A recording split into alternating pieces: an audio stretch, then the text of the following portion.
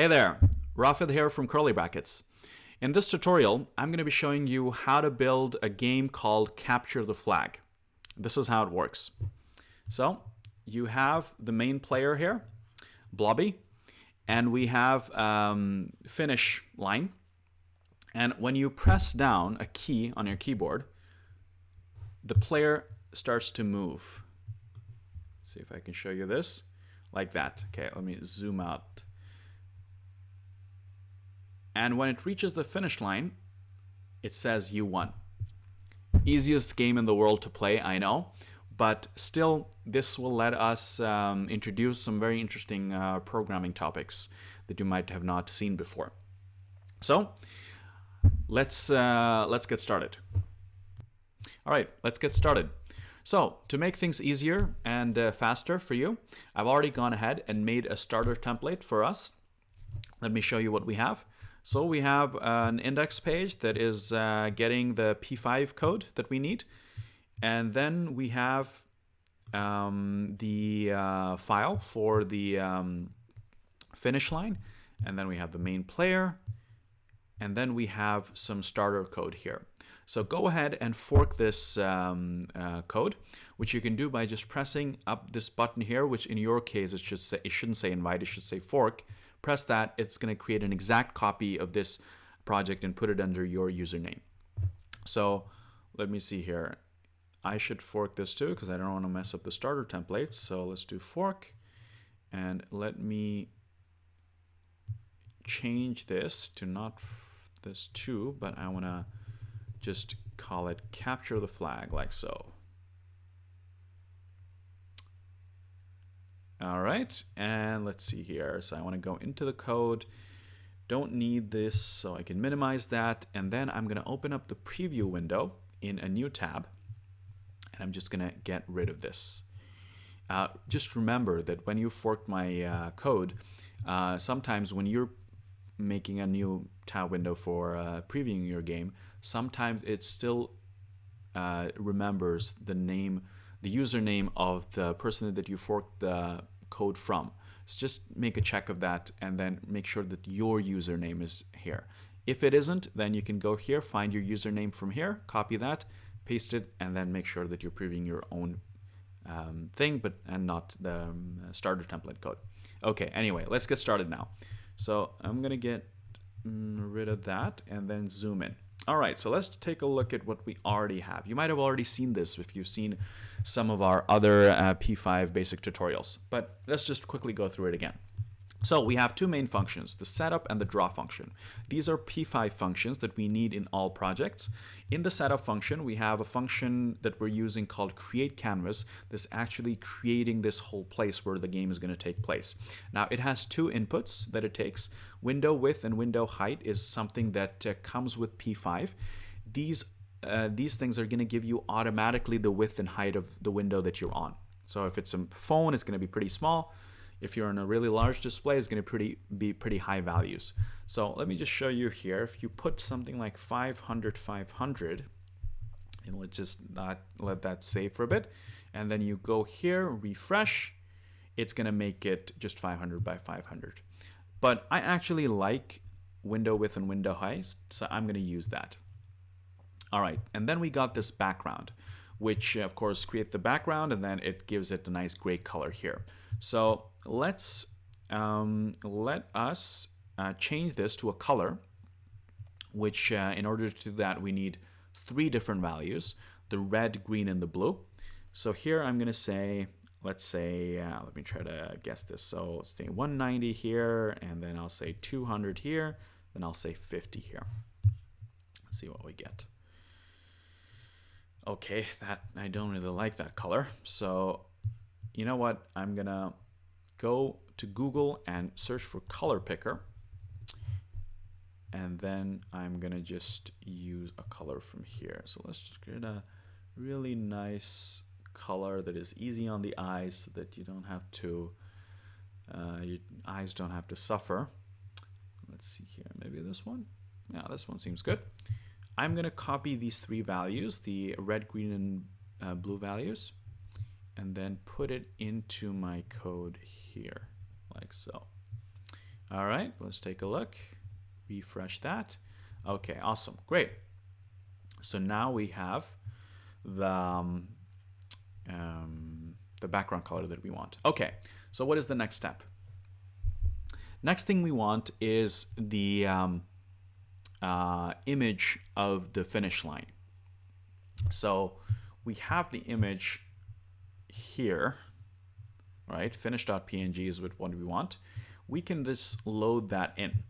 So let me go here and actually go here, back to the code. And then let me create a variable at the top here. So here I'm going to say var, and then I'm going to say, let's see, what do I want here?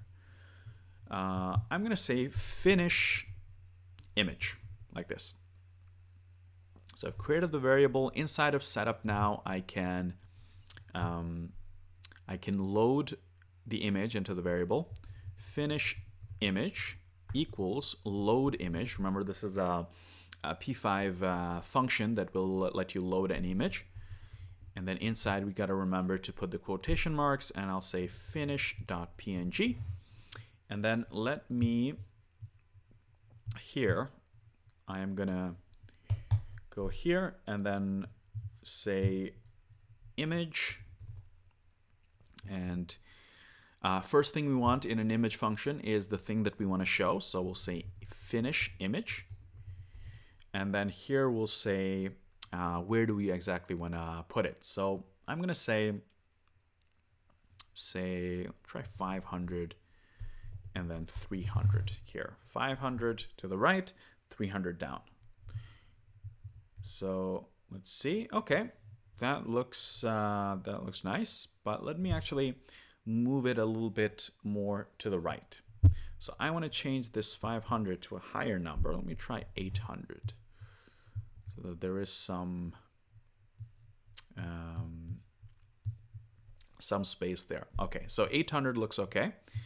Now, then we want to show the image of the player. So let's see here. Let's actually go underneath here, and we'll say var player image. Then again, let's do that again. Really, it's the same thing. Player image equals load image. And in here, I want to say, what was it? I was player.png. Let me just double check that. In my files on the left, player.png. That is correct. And so I'm going to go down and say image.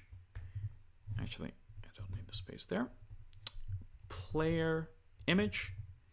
And let me put it at, let's say, 50 and 300. So,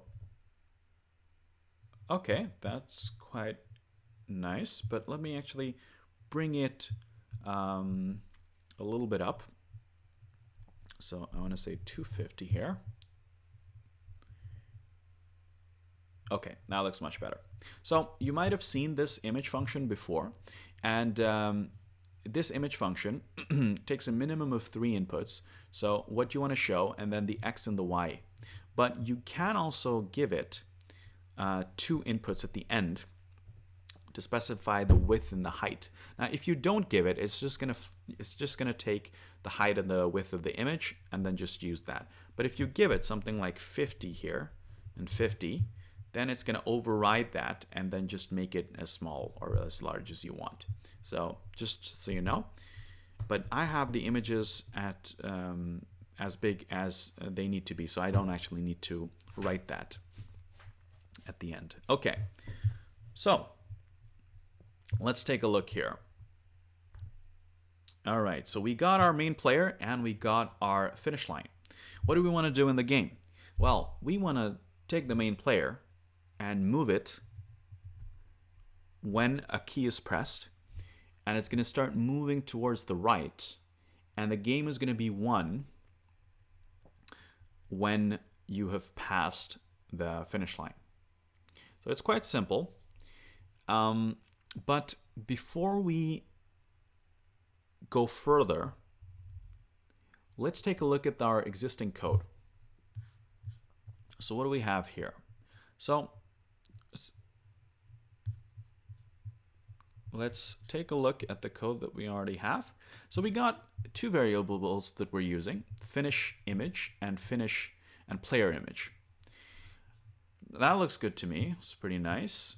Here we have some background, which is a color. This is really only going to be used once, right? But here, what do these numbers represent?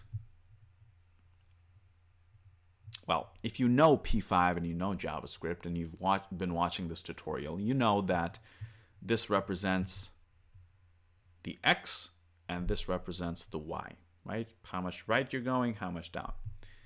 But what if you haven't been coding for a while and you come back to this code? I'm willing to bet that you're going to find yourself a little bit confused sometimes. What is this number representing, right? So let's make it a little bit easier for ourselves by creating variables for these values, which is going to make our code much, much better. It's much easier to read. So how about we say this? Let's go up here, and right underneath the finish image, I'm going to say this. I'm going to create another variable called finish X. I'm going to create another variable called finish Y. And I'm going to make it just a little bit space there, just so it looks nice. And in here, underneath the finish image, I'm going to say finish, finish X. Then what do I want this to be? Well, I want actually this to be exactly what is here. So I'm just going to put in the same value, 800. Then I'm going to do the same thing for Y. So here I said finish Y equals, what did I have here? 300? 300. Now here, instead of saying 800 and 300, I'm just going to say, refer to those values, finish X and finish Y like this. See? I think this looks much, much better. This actually tells me something about how this works too. Because when I'm coming back to this code and sometime I'll see, okay, this is the X value, this is the Y value. It makes sense. And I can change it whenever I want up here. So let's do the same thing for player image 2, or the player rather. So let me do player X and do player Y like this. So let's go here, and just so it looks nice, I'm going to add a little space there, and I'm going to add a little space there, and I am going to say here player X equals 50 and player Y equals 250. Now I can use player X and player Y. Okay, so we did a lot of coding here. Let's make sure that this is working. So let's go here and refresh the page. It still works. Awesome, great. So if it's not working for you, make sure to check your spelling. It might be that you just have a little spelling error, or you might have, just make sure that whenever you've written anything here, that you've written it inside of the setup function and not outside. Sometimes that's easy to forget. If you've written something like player outside here, this is not going to be inside of the function because the ending curly bracket is the end of the function. So everything that goes inside of it has to live inside of this starting curly bracket and ending curly bracket. All right, so let's see here. We have both of our images showing. Very nice. So now let's see how we can make things move, because we want the player to move, right? So we want it only to move when a key is pressed. But let's forget about that for a second. let's just make a really simple thing. Game that plays itself by making the player move by itself. So how would we do that? Well, how do we want the player to move? Well, we want the player to move this way, right? We want it to move from here to here. So are we changing the X position or the Y position of the player? Well, we're changing the X position, right? We want it to go towards the right. Okay, so that means, do I have a variable that has the X position saved? Well, we just did this right now, right? We created all those variables, and that is player X. So player X is what makes it change. So let's take a look at this then. How do we make it move? Well, one way to make it move would be this. You go here and then you say 60. 60. Refresh. It moved a little bit, and then you can go 100. And then moved again a little bit, and then 200, and then it moved again. See? But is this the way to do it?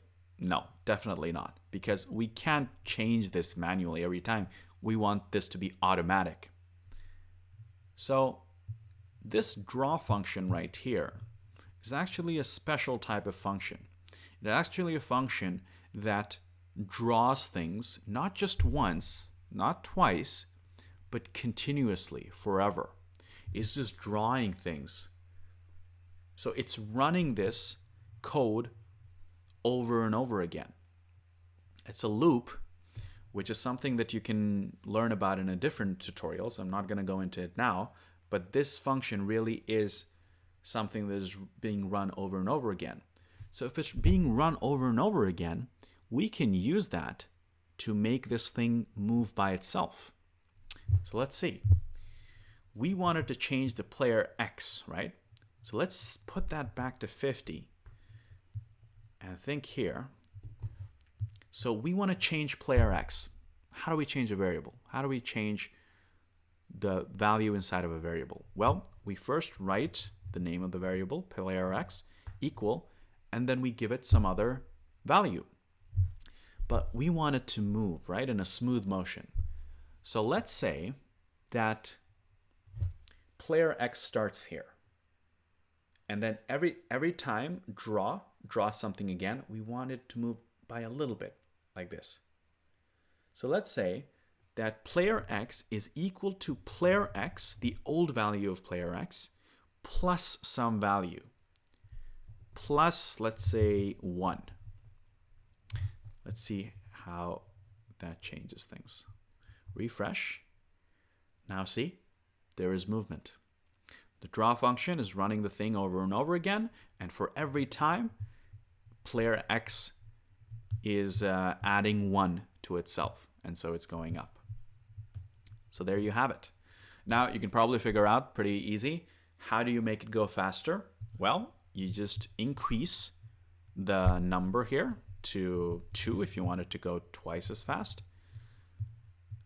And then of course, any number you want here, you can put it.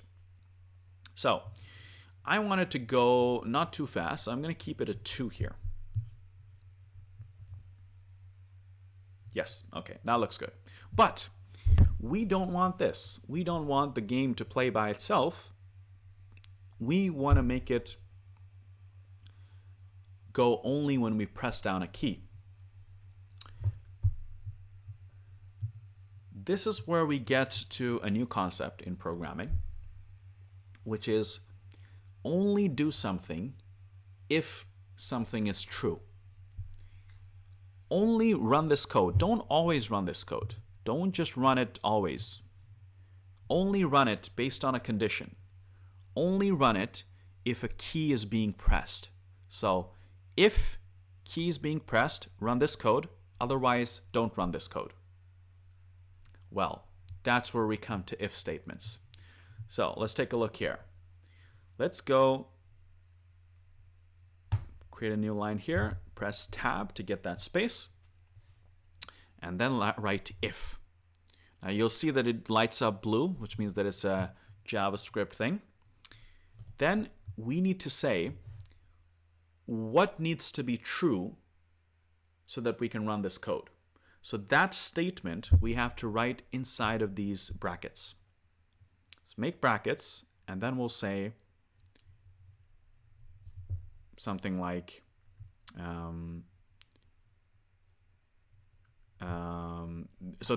this could be anything. But what I want is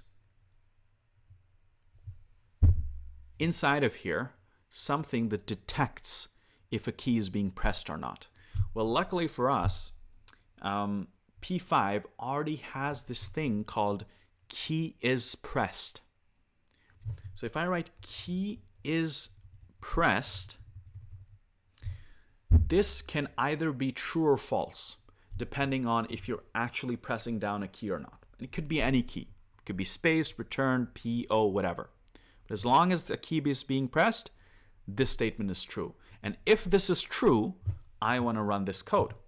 So I'm going to use the same thing that we use for functions to say that some piece of code should be run by writing curly brackets like this, and then press enter, and then I'm going to copy this code, remove it from here, and paste it inside of here. So I'm going to get 2 tabs here to get the spacing right. So now this thing should only run if a key is pressed. So let's test it out now. Refresh, nothing is happening. The draw function is running the code, but I'm not pressing down anything. But if I now take my finger and press down on a key, now it starts moving. See? I stop, it doesn't move. And it moves again. There we go. This is a very, very, very powerful concept in programming that we're going to be using countless times in the future. So this part is working.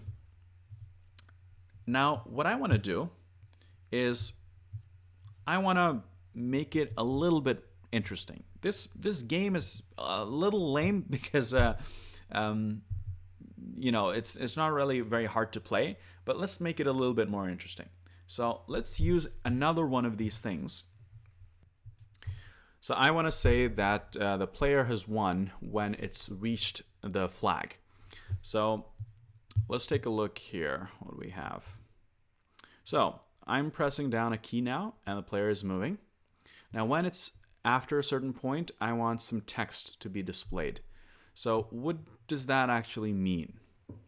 So we have a player X variable that keeps track of the X position, and it's increasing now when I'm pressing this thing down. So it's increasing. Now we want to say that when it's reached a certain point, do the thing. And what is that point? Well, that point is right when we reach this flag.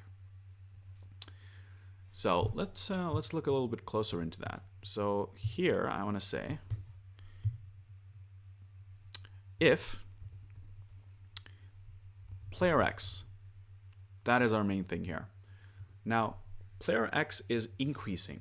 It's going from a low value to a higher value. So let's say when it's reached a certain value, what does that mean? Well, that means that it's higher than a certain value. And for that, we can use this symbol, the greater than symbol. Which value though? Well, let's just play around with this. And let's just say, well, what is the player X value that it starts off with? It's 50. So let's say we make this 200, just for fun. Now, I have to now put curly brackets, pair of curly brackets, to say what is going to happen when this is true. So press enter now, and now I can do that. So let me now put some text in here. You can use the text function to write the thing U1, and then I'll put it somewhere, I don't know, 300x and 20y, or say 50y. And I would definitely want to make it a little bit bigger because it's, you know, by default it's going to be quite small. So I'll just put a text size up there and then pull that up to 40 40 pixels. So now let's take a look here. Refresh. All right, so now pressing the key, nothing happened. But now, see? Now it says you won. So this thing works. So let's go and let's take a look at this statement though, because whatever goes inside of the if has to be a statement that is either a true or a false statement. So this thing is actually either true or false. Player X has a certain value. Let's say it's 40. Is this statement true or false? Well, is 40 larger than 200? False. So it's false. This is not then going to run. That's why it wasn't running in the beginning. But as this thing is climbing up, it's going to turn into this, still going to be false. This, still going to be false, because 200 is not larger than 200. But now, starting here, it's going to be true. And that was what happened. And that's, of course, dynamically happening because we're using player X as the variable here. So this thing, which value do I want to put this? Well, I want to put it at the flag position, right? Do we already have a value for that? We actually already made a variable called finishX. So why don't I just use that? FinishX. And let me move this a little bit down and then a little bit more to the right. Let's try now. Okay, so going, nothing. It's still nothing, remember, because the X position of the player is right here, and the X position of the flag is right here, so it's still not touching yet. But once I go past it, it says now you won. And there we have it. So let's take a little look at the code again before we end this tutorial. So we created a bunch of variables to be able to show the images on the screen. And then we used these X and Y variables to make the code a little bit better. See, it reads much better here. We know what these values are. And then we looked at a new concept, which was an if statement that said, do something only if something is true, which is what we did here. And then we also did that for this thing. And that is it. We are done with the game. I really hope you enjoyed following this tutorial and that you learned a lot from it. If you'd like to watch more tutorials, please check out our other videos on YouTube, but also check out our website, CurlyBrackets.no. I'm going to put a link up here. There you'll find a lot more tutorials, and you'll find tutorials and for different things, game development, web development, computer science, and some other things too. And there we've also created these playlists for you so that you can go tutorial by tutorial, so that you can go from a more beginner level to a higher level, more advanced tutorials. So yeah, I hope you liked following this, and I will see you in the next one.